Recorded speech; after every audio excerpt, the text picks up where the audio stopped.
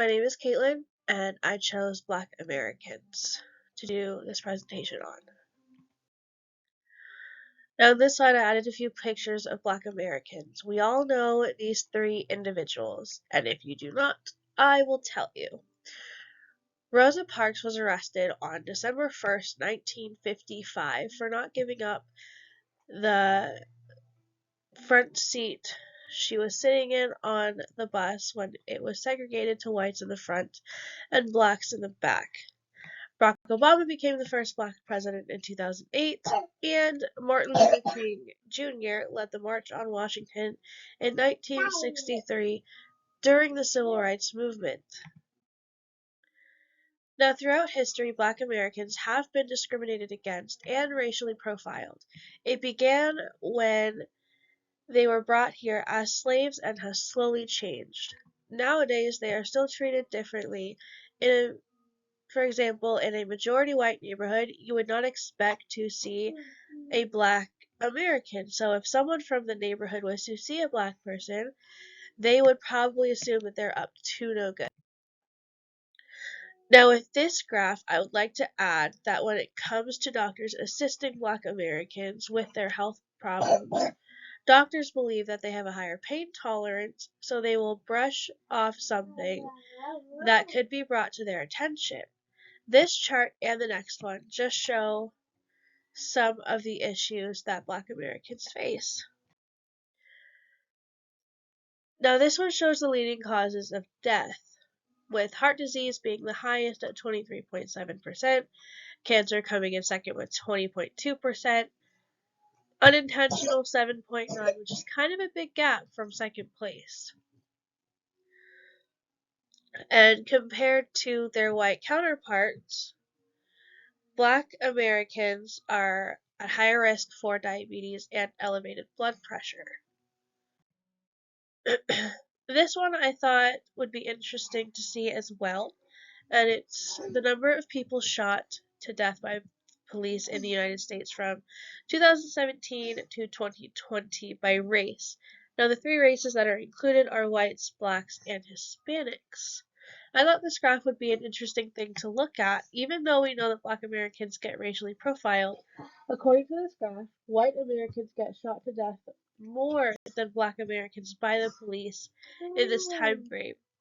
Right here, the whites have the big blue bar, the blacks have the middle gray bar, and the Hispanics have the green bar. So I thought that was kind of pretty interesting to look at.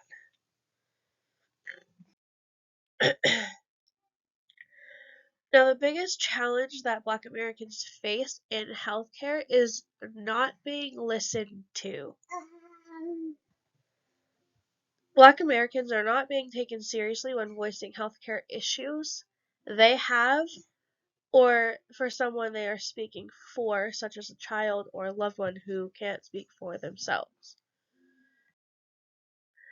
This slide came with the presentation, and I did decide to leave it in because people can say to end racism until they're blue in the face, and I have seen people rally for Black Lives Matter movement and have their protests outside of like courthouses, and I personally feel like this quote resonates with the topic I have chosen in a way that says to just start treating each person you see as what they are, just another person, not you assuming they're a thug walking on the street next to you or living in the house next to you.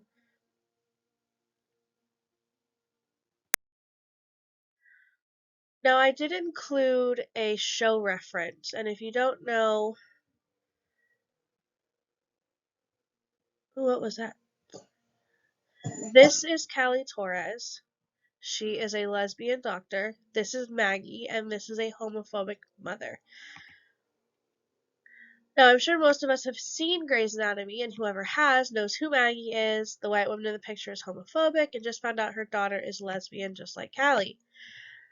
Well, to sum up a quick recap, Callie does not like the fact that the mother is going to send her daughter to a conversion camp. So Callie was the one that called CPS. Well, the mother instantly assumes that it was Maggie that called.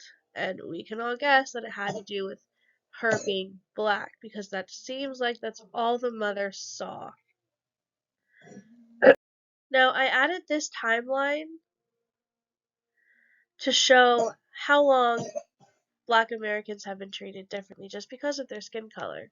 And you can see in 1619 is when slavery began, ended in 1865, and then on to the Civil Rights Movement to end the segregation. Well, in 1954 is when it started, ended in 1968. And in that time frame, the first black girl attended an all-white school in 1960, and then segregation finally ended in 1964.